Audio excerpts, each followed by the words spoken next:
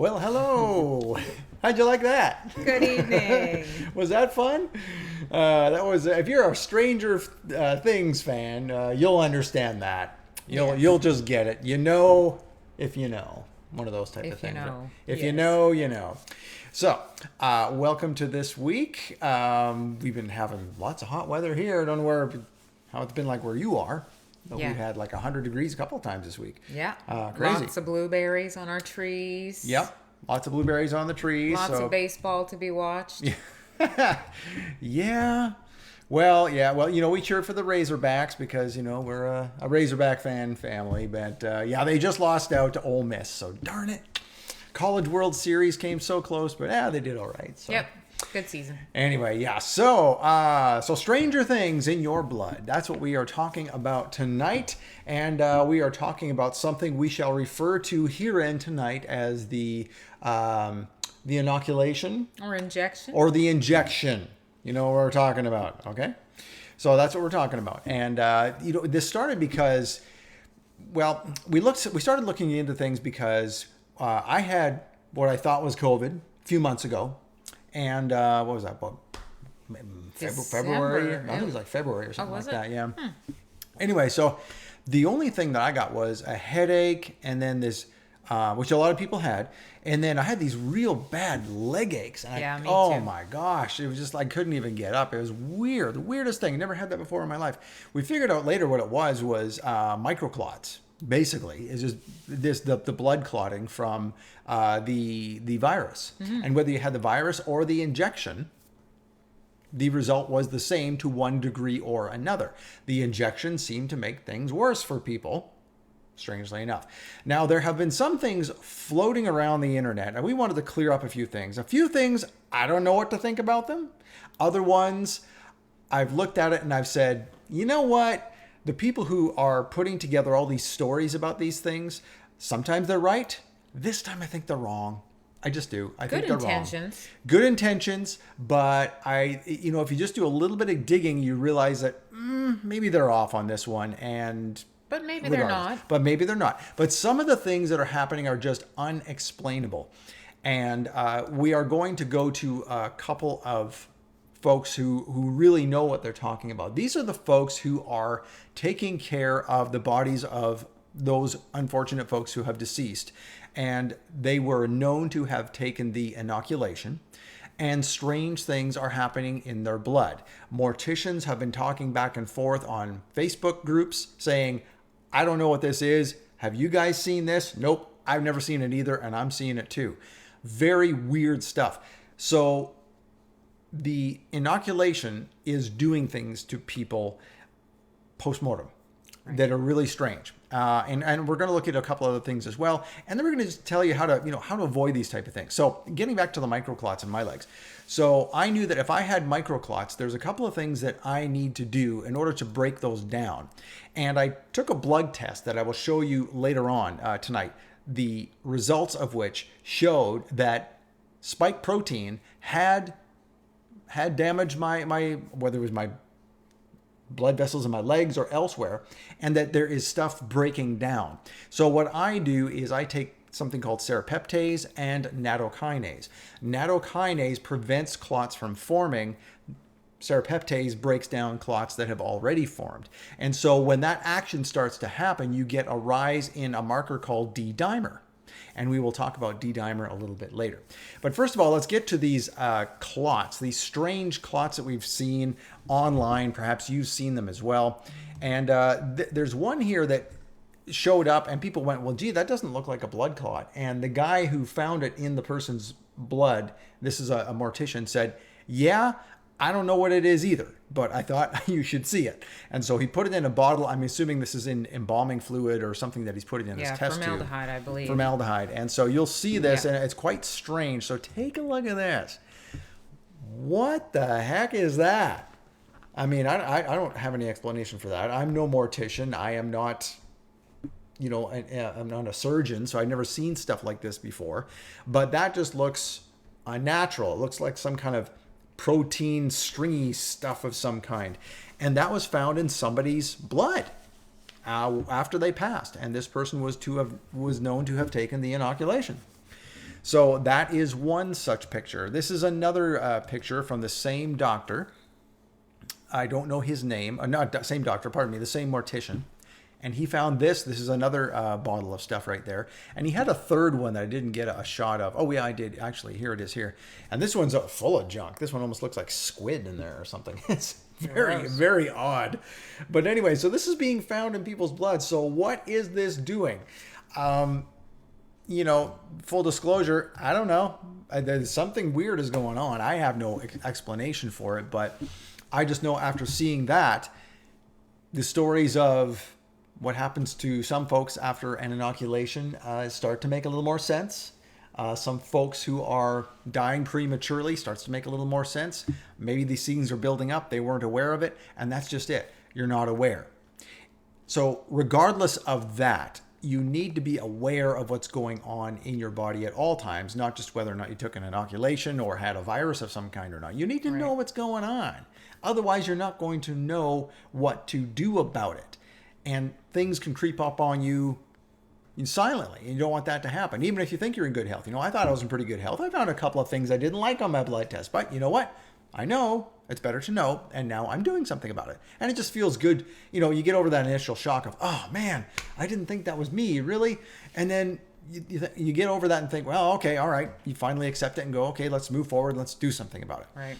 And that's what we help people do. Anyway, so we're going to show you some more photos of what's going on here. Here is one of those Facebook groups that I told you about, these morticians talking back and forth. And a couple of interesting notes here. So they're talking about these strange formations that we just saw on the screen. The first guy says there, yep, I've run across some of those myself. Interesting, if nothing else. So they don't know what to make of it either. Right. Really. It's new to everybody. Yeah, right. And he says, same thing I've seen here in Pennsylvania. So they're talking across states here. Here's another one. And this other guy. So this guy sort of lends a bit of a hint here. Yes, very common now in COVID bodies. So he has seen this in folks who have taken the inoculation. And another guy says, yep, I've noticed that too. Interesting. So these guys are noticing something very strange that is happening to these folks. And again, there's just no explanation for it. So what are they finding? Well, they're not blood clots, right? But they're weird growths pulled out of diseased persons. And so these little white strings are just the beginning. We have more pictures here. And if you're sensitive or you're eating right now, you may want to put the sandwich down or whatever you're doing to take a look at these. So we're going to show you a couple more images. These are a little graphic. They're basically things pulled out of people's bodies, and they're bloody and gross. Okay, so just fair warning. So here comes the first one. Get ready. Here it is. So these are, again, not normal. If people think, oh, come on, the morticians find this kind of stuff all the time. The body goes into rigor mortis and they pull these things out, and yeah, it's whatever. And they're pulling them out of blood vessels. Pulling out of blood vessels, right. But morticians are saying, no, I don't find this every day. There's something weird going on here. I don't know what this is. So there's one handful of stuff. That's quite strange. And we have a couple more here. So here's another one. Same type of idea. You see, it just kind of, it looks like it filled the entire blood vessel. Looks pretty thick. It is, and that's the weird thing. It's also very thick. I think there was another one here. Oh no, I didn't have that one. It almost looked like a solid squid. It looked like a squid with a couple of tentacles, and it looked like it went through a couple of vessels and just lodged there, grew there, and it had to have been blocking the entire artery. Right.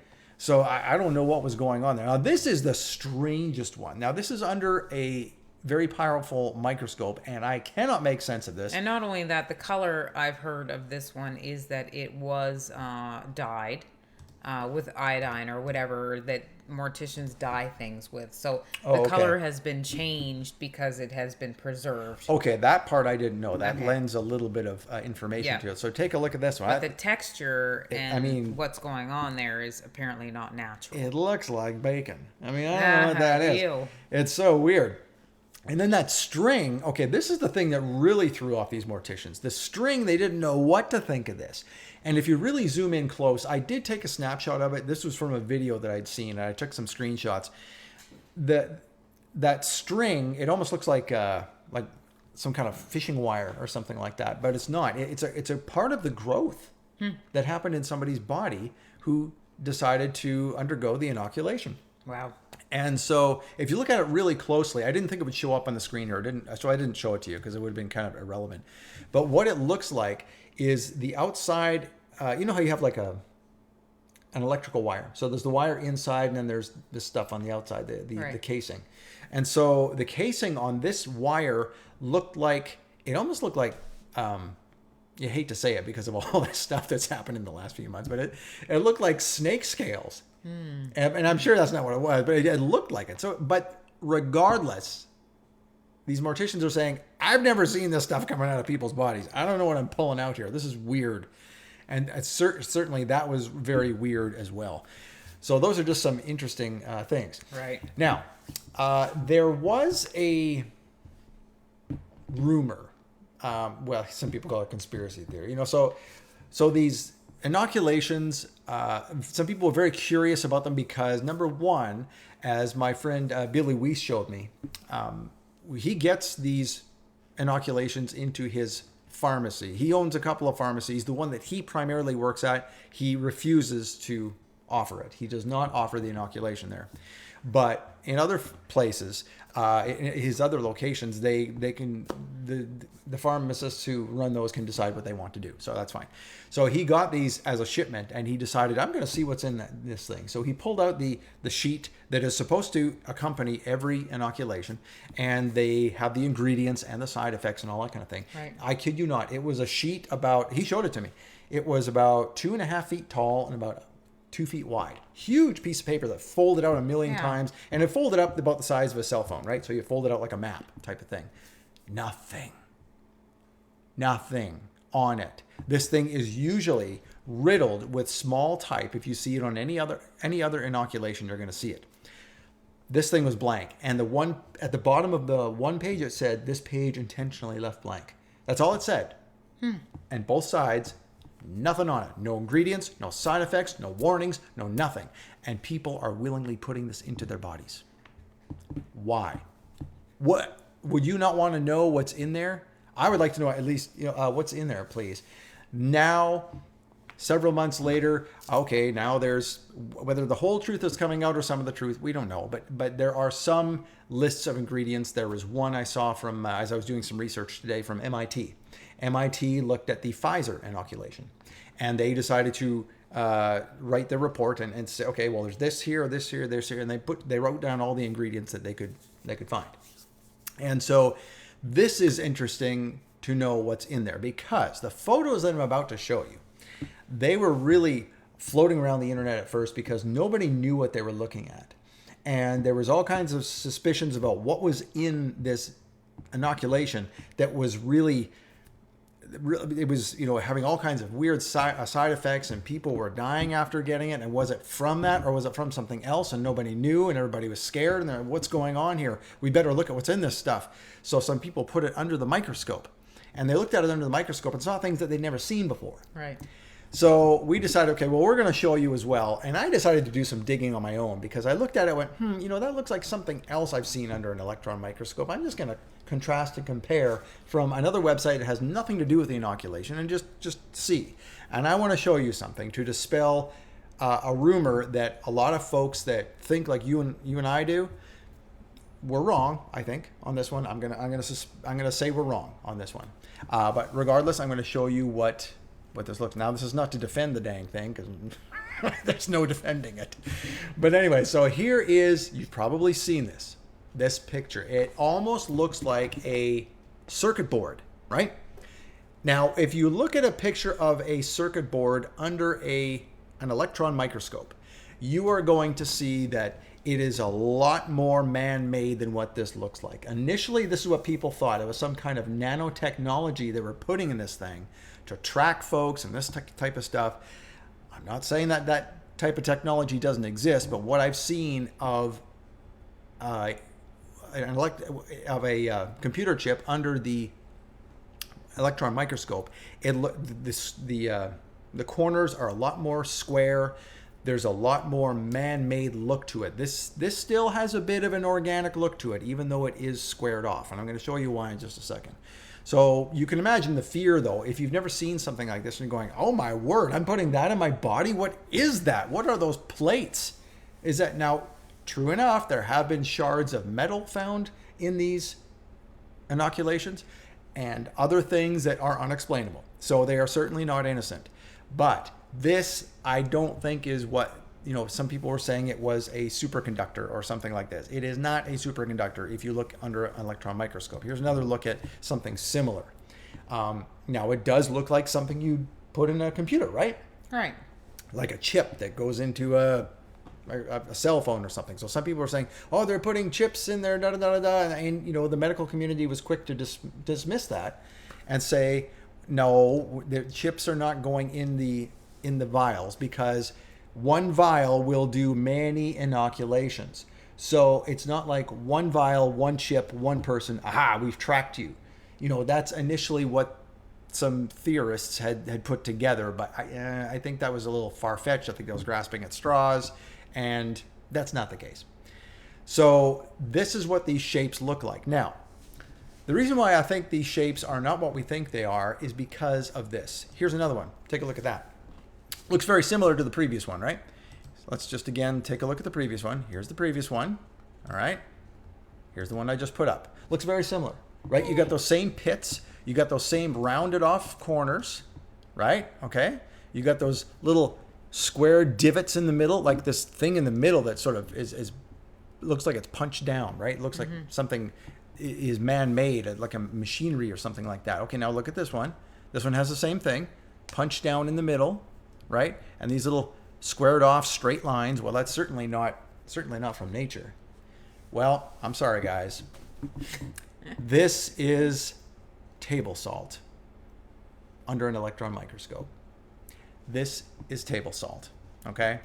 It's table salt. What this is here, I don't know what that is, but it sure looks like the table salt. So take it however you will. Again, I'm not defending the dang thing. I will never defend the dang thing. I'm just saying, don't start putting out stupid theories out there, because I think that's stupid. Now you're saying, well, wait a minute. Salt is not in the inoculation. Yeah, that is. There are 4 different salts in the inoculation that MIT identified. They are, I wrote them down so I could tell you, potassium chloride, monobasic potassium phosphate, sodium chloride, which is table salt, and basic sodium phosphate dihydrate.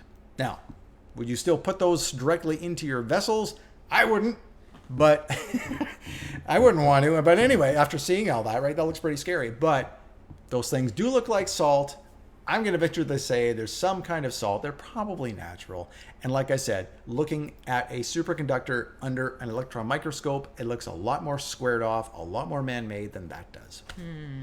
So there you go. Now, whether that makes you feel better because you decided to go with the inoculation, or whether you thought it was and you thought, aha, we found the secrets and these guys are evil. Well, not on that point.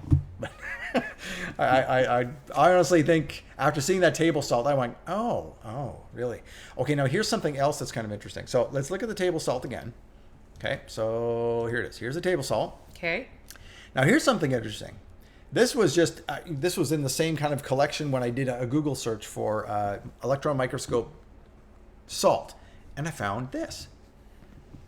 These are the different chemical compositions, if you will, of tears with different emotions. Isn't that interesting? So look at the laughing tears. Well, that kind of looks like, like glass or something like that. The onion tears almost looks like snow, which is kind of interesting. Tears of change is strange. But that tears of grief in the top left corner, that also looks like some electron microscope images of the liquid in the inoculation. Right. That were being shown around, right? It's kind of like this one, and there's all kinds of like, I can only think of the movie Tron. All kinds of electronic pathways almost look like little wires or something like that, right? And so that's where this thing comes from, right? So look at the tears of grief. It kind of looks similar, right? Lots squared off, little roads going to nowhere type of thing. It almost looks like a map. And again, what is a primary ingredient of tears? It's salt. Ah. Okay. Okay. So there we go. So that is just something interesting to dispel that little bit of conspiracy theory, if you will. But again, not defending it, because there's a lot of weird stuff going on. There's a 40% increase in overall death rates from things that people should not be dying of. There was just recently sudden adult death syndrome. Come on. They got to make something up to make it make sense. Well, it doesn't make sense, and therefore I am rejecting that name. I'm not going to call it that, because that's a bunch of BS, and it's just unexplainable, and I'm going to leave it at that until somebody has some real answers, and I think we all know what some real answers are going to come out eventually. There was this one poor kid, I just hate to say it, he was 25 years old. He was a college basketball star, going to be in one of the first ones go up in the NBA draft, died. Just for nothing. Just died. Sudden adult death syndrome. We also know 25 years old. We also know a baseball player who was inoculated and was a first-round draft pick a couple of years ago. Mm-hmm. Personally, we know him. Yep. And developed myocarditis. Yep. And had to stop playing. Hasn't been able to play. He's just now, after many months of rehab, getting back into it. Yep. Exactly. Now, okay, so those are the sad stories. The good stories are, okay, if you did not decide to do such a thing, but you got the virus anyway, which I did, how can you tell if there's some bad stuff going on? Like we were talking about in the beginning here. How do I know something happened? Well, because I did a blood test before, and I compared it to the blood test now. And the blood test now, there's some weird sharp rises and things that didn't make sense, because I did not change my diet or lifestyle that much, and I didn't age 20 years in between, so what the heck happened? So this is my result here. These are all the biomarkers you get with our Biologic Blueprint Discovery program that you hear us talk about all the time. This is just the standalone blood test. I decided to go with the one that had the extra 9 markers to see what kind of spike protein damage might have been done due to the COVID, because I had it. So I wanted to see what happened. And sure enough, there in the red box is something we call clotting. These are the markers that tell us what happened with the clotting. Here's a closer look at it. So most of them are okay, right? INR, prothrombin time, myced rate, and fibrinogen. These are all things that determine, is your blood having to repair itself? Is there damage going on? Most of them are okay. Yeah. And then I have the D-dimer. Right. D-dimer is that one marker that says, yep, there's been some spike protein damage going on here. Your vessels are kind of chewed up, and your body is either making clots or it is breaking down clots. And such activity in your blood vessels will be measured as something called D-dimer. And that is what we are seeing here. So for me to have, now I've never had a D-dimer test before. So what was it before? I don't know. Maybe I have had some vessel inflammation all the time. My inflammation numbers went up slightly. I did improve some things, and other things did not do so well. So the iron that you saw a couple of weeks ago that we did a show on, that's one thing that actually came down a couple of points. Mm-hmm. Still a problem for me. So next week, as a matter of fact, next Tuesday, I'm going to give blood, and then I'm going to get my numbers done in a couple of months and see if it's better. But anyway, so that D-dimer tells you whether or not there's spike protein damage. And the way you can tell is that if D-dimer and fibrinogen are both up, let's show you that again, that last, those two things are. So it's the one in the middle, D-dimer, at the bottom, fibrinogen. If both of those are elevated, that tells us that that's normal clotting going on, and there's just some inflammation. That's why everything is elevated. Now my fibrinogen is good. Yeah. But my D-dimer went up. Now that is a hallmark of, you had COVID. Huh. So that is what we are able to tell people, and sure enough, I know that I had it. So that's pretty obvious that's what happened. But I don't like that number at 0.58, because even as far as LabCorp's ranges, reference intervals, ranges, reference intervals, even that is like, they put a flag up and says, you should only be at 0.5 or below. Anything above 0.5, there's something going on, maybe you need to address it. That could be cancer, it could be heart disease, it could be this and that and the other thing.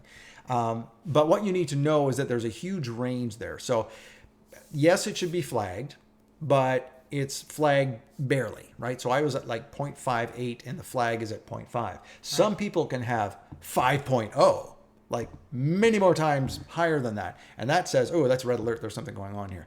So I still have something going on. I actually asked Dr. Lewis about it tonight. I called him. I said, hey, we're doing a show on this tonight. And I'm curious about this for my own health because I kind of want to know a little more insight. Maybe you can give me some insight and I'll tell everyone else.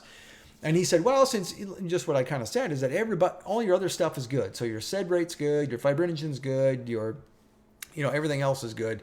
Prothrombin, INR, it's all looking good. Right. So he said that it's probably not a concern, but you do have stuff going on. And I said, well, is that odd? I mean, I had this way back in February. He says, people are still having elevated D-dimer if they don't know it and don't try to do anything about it for like a year afterwards. Yeah, wow. Still, so this was a really weird virus.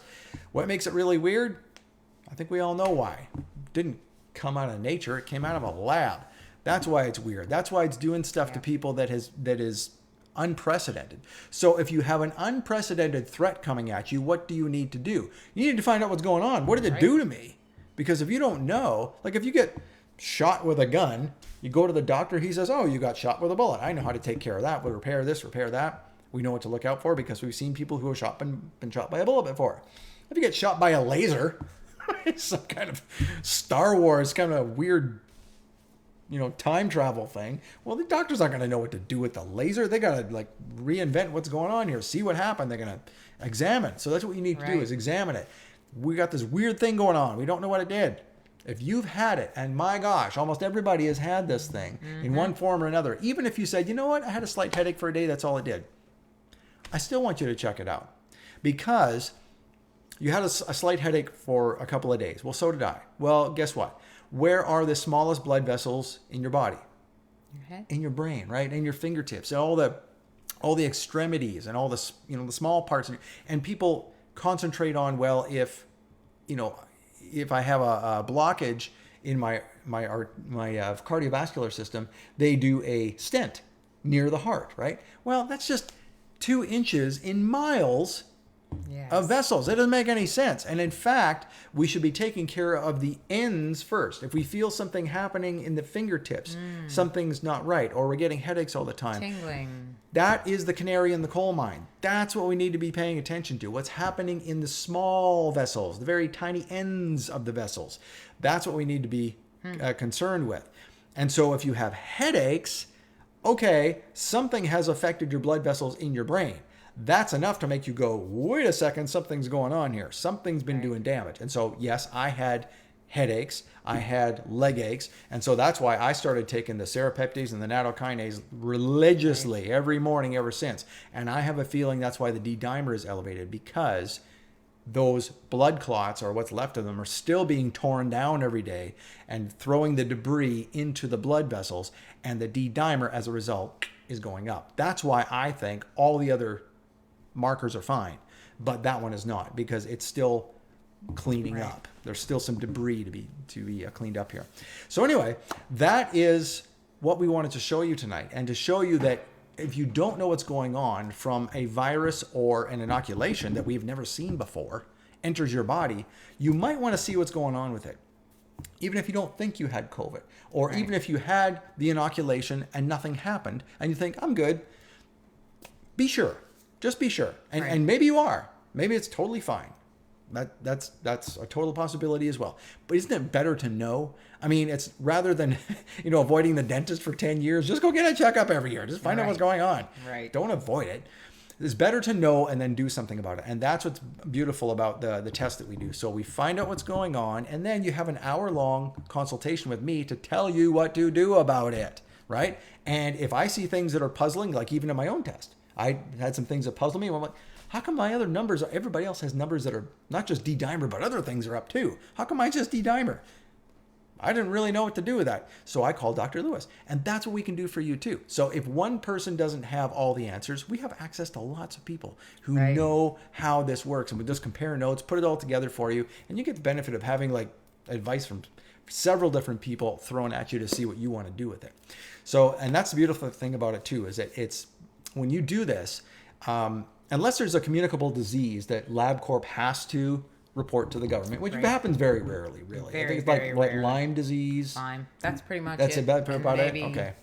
2 people in the last year, and that was it. Really? Okay. And there was a lot of people. There were Oh, yeah. hundreds of people. So unless there's something like that, the results stay between you and us. You don't have to take them to your doctor if you want to. If you do another kind of test and say, hey, I did this thing Yeah. kind of out in left field. What do you think? You might be like, hey, I don't have to do the test. That's great. I can tell you what's going on here and here. Great. Wonderful. But it doesn't have to be between anybody. You can keep it to yourself. This is self-directed wellness. You decide what to do with it. You know what I mean? Like, we can't prescribe, we can't diagnose. We're going to tell you what we think it means, what kind of things that maybe you're heading toward in your future if you don't change some things. But the choices are all yours. No one's telling you what to do. No one's reporting you if you don't do anything. It's all up to you. Okay, so this is the beautiful thing about it. It is your choice. This is true freedom in wellness. You get to decide what to do with it. So, Jody, there's something called there's a discount code. It doesn't really give you a discount, but it lets us know that you want to have this extra thing, a bonus. Yes. So what do folks get when they use the code bonus? So with the bonus, you will get 2 extra markers, your chlamydial antibodies and H. pylori, which is very important. A couple of markers that are well hidden that doctors don't really test for nowadays, but these are super important to talk about digestive health and everything going on with your body, as well as you'll get 1 hour coaching. Right. Apart from the 1 hour consultation. Right. So that coaching will be either walking you through, what you suggest, or even some diet coaching with you Right. or with me, whatever it is. 1 hour coaching. Yep, with that's us. great, because if I say, okay, well, you need to do this and this and this and this, you need to, do this kind of thing with your water, you need to be eating these kind of foods, and da-da-da. And then you might say, I don't know where to start. I say, great, you've got an hour with Jody. She can Right. tell you all about it, or you can talk to me about it, whatever. And we can have a whole other hour to And talk now about that's that. just with the CDT though, not the COVID biomarkers test. That is just with the 319. Oh, okay. So, well, there you go. So you can have the benefit of one or the other. So if you, now let me show you the difference here. So here is what you are looking for if you go to our store. It's the first item on the store, so it's not hard to find. But you'll see it there, but there's a drop down. You'll see in that gray box, there's 2 ways to look at it. So you've got your 55 biomarkers. That's the one you choose. That's $319, and you get that extra hour of coaching and the 2 extra biomarkers. Yes. So that's the one where you can use the bonus. The spike protein one is $445, but you get those extra 9 markers, and it tells you all about what we told you about tonight. So, Which also include those 2 markers that are the bonus markers for the first one. oh, okay. Well, there you go. I never thought They about are that. also involved in the spike protein risk. So you're going to get them either way. Right. But when you're going to get 1 hour coaching, and you So the only thing you're missing out on is the 1 hour coaching. right, but Okay. you can always give us a call, and we can always work something out. Absolutely. Yeah. Yeah. So there you go. So that's what you look for. And if you want to know more about it before just diving in, you can do this. All kinds of time. We're just giving our time away. Look at this. So you can get a free hour of coaching with the 319 by using the bonus discount code. Or if you're unsure and you're kind of like, money's tight, and we get it. We get it. We've seen lots of folks say that, and so they are saving their pennies because they don't know what's happening with the government and this and that Right. and that kind of thing. But if you've been saving up for this kind of thing, you thought, you know what, this is what I need to spend the $319 on that I've got saved up. This Go is for it. also a great opportunity because of what's going on in the world to find Oh. out exactly where you are, because down the road, we don't know what's coming, but it's good to know where your baseline is Well- and what you need to work on while this is all going on. And the dearly beloved leader in the White House has slipped over the last couple of days, saying something about another pandemic. He's also slipped off his bike. He slipped off his bike as well. Anyway, but yeah, so that's a good one. That's great. Anyway, so we don't know what's coming, but we do know something else is coming. Guys, come on. If you don't think that there's a worldwide government coming here and they're trying to control people any which way they can, trying to dilute our numbers any way they can, and push things upon us that are not of this world, or not of this nature, you're fooling yourself. There's stuff coming at us. We need to be as healthy naturally as we can to fight off these things, and be healthy as well in our minds. I just made some tea to have up here today, and I it's one of these yogi teas that has sort of this little fortune cookie thing at the end here. And you know what this one says? The worst enemy we have is our own fear. Well, isn't that good for our subject tonight? You cannot be afraid of these things. We need to be healthy in our bodies as far as our nutrition and our exercise goes and that kind of thing, our strength and our immunity. But a lot of it happens up here. I'll tell you what, a lot of people who are addicted to junk food and that kind of thing, they're going to find this really hard, right. What's coming down the pike.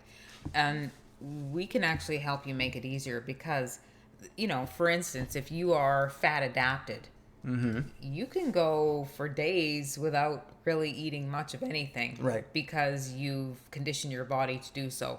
I used to be a major carboholic. I used to get headaches if I didn't, eat within the next 3 hours. I used to get headaches if I didn't drink coffee. Well, we're now caffeine free. I am. Yep. I'm happy to say no coffee in the morning and, fat adapted. So I can go for hours and hours and hours without eating and it doesn't bother me. I don't get hangry. I don't get cranky. I'm not always saying, what's my next meal going to be? What's my next meal going to be? We need to be prepared that way. And I think people's minds are going to be messed up for two reasons if they're like that, if they're eating a lot of junk food. Because remember what we talked about, was it 2 weeks ago? About the gut-brain connection, the enteric nervous system. So if your gut is not being fed the right foods, what's the first thing to suffer? Your brain. What happens there? Yeah. Your thoughts start to go a little sideways. You get brain fog, you get hangry, you panic easier than you normally would. You'll get headaches, you can't think straight. So how are you going to react when the whole world is going, oh my Lord, we're doing it again. Masks on, nobody's leaving their homes. We got another pandemic. Everybody's dying. Ah! You're going to get really, oh my Lord, what's happening if you're not thinking anxious, straight. Depressed. So remember, you got to think well, you got to eat well. So again, do not fear. We know who's in control of all this, right?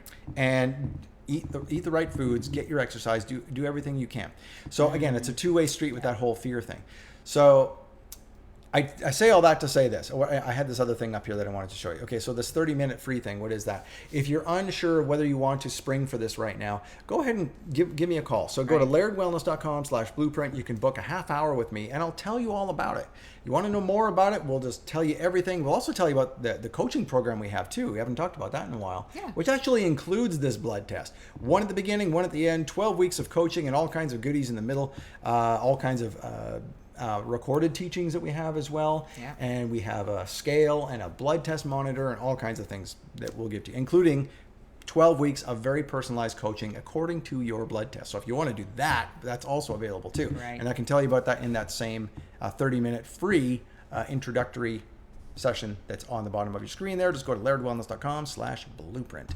All right. So thank you for joining us tonight. We really appreciate it. And we will talk to you soon, probably, next week. I think we'll talk to you next week.